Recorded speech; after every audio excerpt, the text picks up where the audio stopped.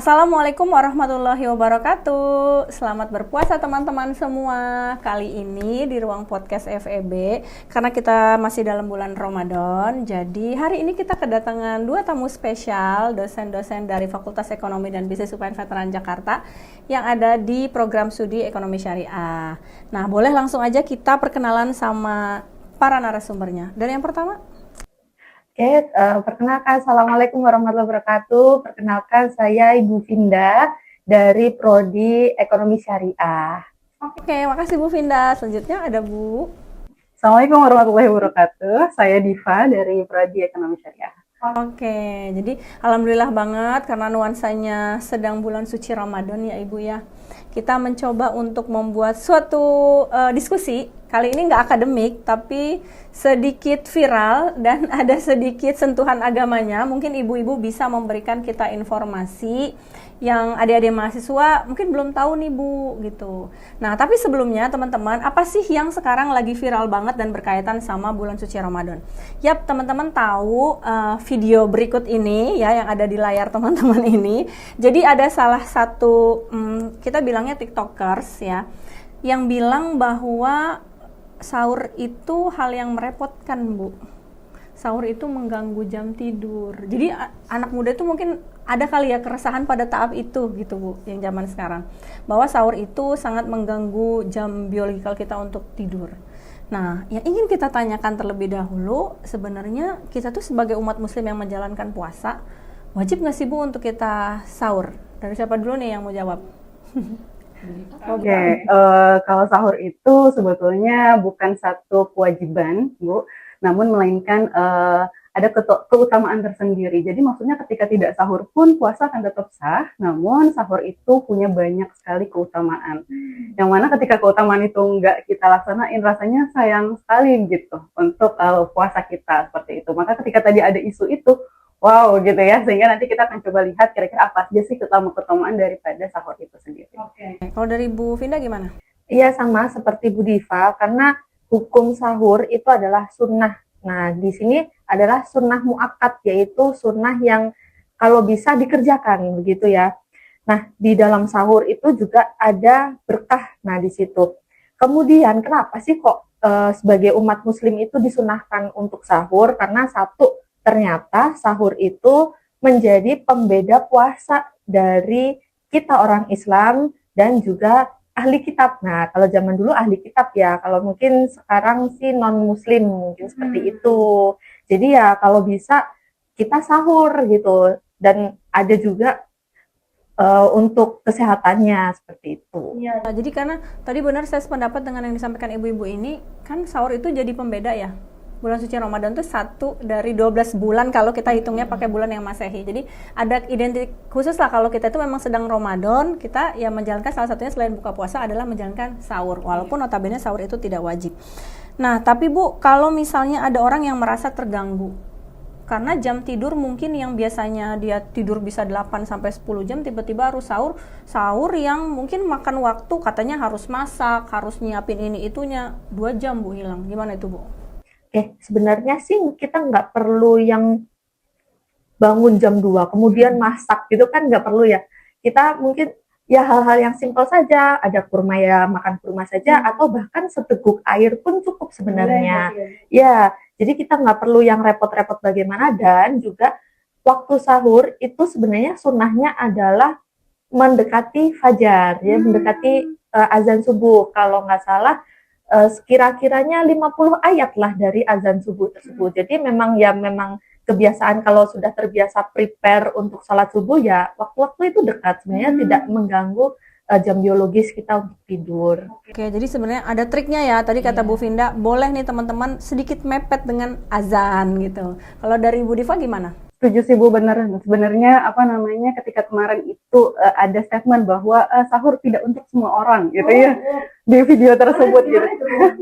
Ternyata memang karena keistimewaan yang sangat luar biasa itu ya Bu, ternyata memang tidak semua orang bisa bangun untuk sahur. Tapi jikalau kita akan mengusahakan seperti yang Bu Vinda bilang, sebenarnya Islam itu udah mengatur sedemikian rupa sehingga proses sahur itu tidak menjadi beban gitu. Lebih fleksibel gitu. Betul, bahkan tadi seperti Bu Fida sampaikan bahwa kita harusnya disunahkannya malah mentakhirkan di akhir gitu ya, sehingga sebetulnya itu waktu-waktu kita agar tidak telat subuhnya dan segala macam gitu. Jadi Islam tuh nggak akan memberatkan kok, nggak harus sahur dengan porsi yang banyak segala macam gitu ya. Bahkan seteguk air itu juga cukup gitu kan. Seperti itu. Tadi Bu Diva bilang ada keutamaannya. Iya, betul. Apa itu Bu keutamaannya? Oke. Yang pertama ya teman-teman, di sahur itu kita diminta untuk berbanyak istighfar karena di situ itu adalah waktu yang mustajab doa. Sehingga tadi kalau misalnya memang tidak untuk setiap orang, ternyata memang keutamaannya itu sangat luar biasa. Jadi hanya orang-orang memang Allah pilih ya Bu ya untuk bisa bangun sahur, kemudian kita juga perlu mengusahakan biar bisa bangun sahur karena ternyata di situ doa-doa kita itu mustajab. Oh, lebih diijabah katanya gitu ya Bu ya. Jadi itu. salah satu keutamaannya di situ Betul. dan memperkuat juga ya Bu untuk kita ngelakuin puasa seharian. Betul sekali. Nah, terus Bu, kalau anak-anak kuliah nih Bu, dan Ibu juga pasti ada ngajar jam 7 pagi dong. Ada. Gimana Bu biar supaya tetap semangat ngejalanin sahur? Kita mau kuliah di jam 7.30 lah ya gitu sekarang dengan kondisi rumah juga yang jauh nih. Sebenarnya kalau kuliah pagi, nah tadi saya juga ngajar jam 10-an udah pada banyak yang tidur tuh di belakang. Kemungkinan mereka pola tidurnya kurang maksimal ya. Nah, mungkin saya bisa beberapa tips, yaitu yang pertama adalah pola, kalau bisa sih harus sahur. Karena apa? Menjaga pola makan kita. Jadi tubuh kita sudah terisi dengan nutrisi yang baik, kemudian juga sudah terhidrasi. Kan karena ada minum. Tapi kalau berbeda dengan kalau misalnya yang tidak sahur, tubuhnya belum siap untuk berpuasa, jadi dipaksa puasa, mungkin energinya agak low gitu. Kecuali memang dia punya cadangan energi yang banyak gitu ya Bu ya. Kalau dari Bu Diva, saya juga tahu nih rumah Bu Diva cukup jauh ya Bu ya, gitu kan ya. Dan butuh effort gitu untuk sampai di kantor kita, tapi Ibu tetap bersemangat nih, Ibu ngejalanin sahur dan Ibu juga bisa ngajar di kelas pagi. Gimana Bu? Kalau saya memang tipikalnya saya tuh harus sahur ya Bapak Ibu, selain memang sahur itu ada keutamaan ya, karena ternyata memang tadi asupan-asupan itu nggak hanya keutamaan tadi, melainkan asupan itu juga sebenarnya untuk menjaga fisik kita di hari tersebut. Jadi kayak sebenarnya kayak lagi charging sih di pagi-pagi, kemudian agar kuat di hari itu gitu ya, dan nggak menjadikan alasan bahwa puasa itu menjadikan kita tidak produktif, seperti itu beban gitu ya. Nah mungkin kalau memang masih lemas, kita bisa evaluasi menu-menu sahur kita Bu. Misalnya kayak ternyata wah kebanyakan karbo nih, wah ya memang itu akhirnya membuat lemas dan ngantuk gitu kan.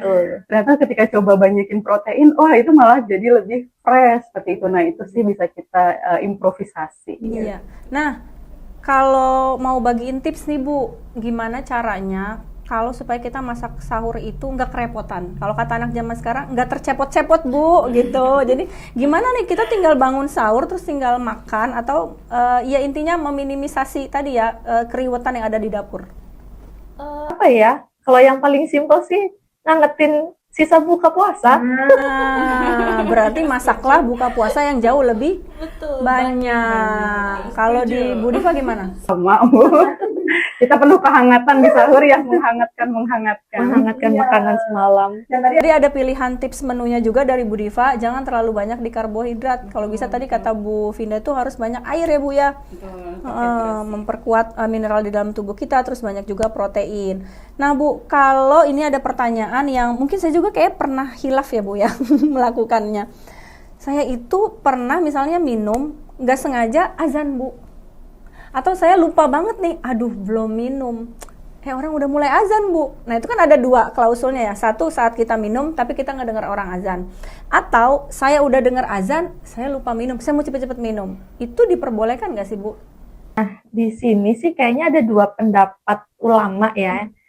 Tetapi mayoritas ulama mazhab ya, Maliki, Hambali sama Maliki, Hambali, Hanafi itu tidak memperbolehkan makan ketika azan berkumandang. Jadi azan berkumandang itu adalah batas mulai puasa. Nah, kalau udah batas mulai puasa berarti tidak ada hal yang masuk ke dalam tubuh kita. Tetapi berbeda, ada keringanan sedikit di Imam Syafi'i itu mempersilahkan kalau sudah ada di mulut nih, ya udah telan aja seperti itu. Tetapi keempat mazhab tersebut tidak memperbolehkan ketika kita sudah mendengar azan terus kita buru-buru ngambil. Nah itu yang tidak diperbolehkan. Apalagi kita berprasangka ini kan azan yang di masjid situ, belum azan yang di masjid situ belum. Jadi ya itu nggak boleh ya, karena kalau kita sudah mendengar azan yang pertama berarti itu ya udah stop seperti itu. Saya juga pernah hilaf. Juga pernah ya. Tapi dari sini saya bertobat kok teman-teman ya.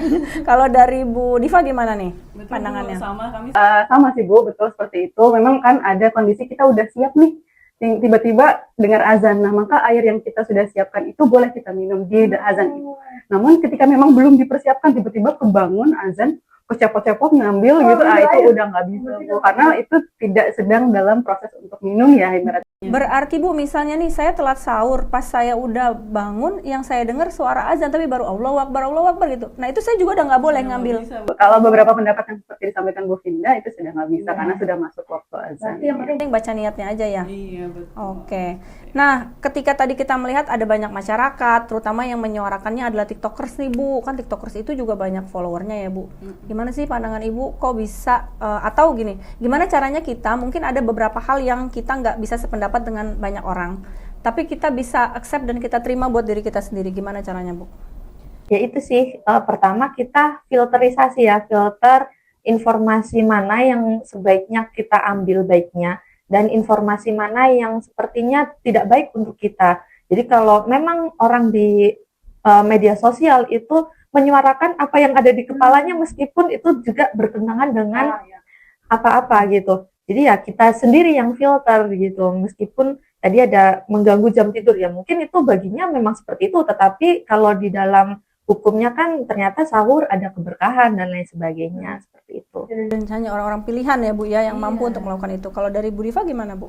Iya, kalau menyikapi fenomena influencer ya Bu, banyaknya influencer saat ini, sebetulnya ini menjadi tantangan buat para kaula muda ya. Kemudian tapi kita bisa ingat lagi gitu bahwa kita punya juga nih influencer yang udah sama Allah dijamin surganya gitu. Sehingga ketika ada influencer berkata A, B, C dan segala macam seperti Bu Finda sampaikan, kita bisa filter karena kita udah punya influencer yang Allah sudah jaminkan surga, yang mana apa yang beliau ajarkan itu ya otomatis itu yang bisa kita ikuti seperti itu, dan itu udah sangat jelas, kemudian mudah juga untuk kita gitu. Jadi mungkin tadi seperti Bu Finda bilang, filter kita mungkin bisa kita hidupkan. Iya, jadi harus pintar-pintar memilih ya gitu. Oke Bu, yang terakhir adalah pesan untuk teman-teman mahasiswa, adik-adik mahasiswa, gimana caranya tetap berkuliah, semangat, puasa juga jalan, jangan tergoda nih, karena kalau kita pergi ke kantin memang banyak sekali ya gitu mahasiswa yang mengantri, dan memang disediakan juga makanan karena kita di UPN ini beragam, gak cuman agamanya muslim aja gitu. Tapi untuk mereka meminimalisir godaan-godaan dan kuat untuk berpuasa Bu sampai akhir. Dari Bu Diva.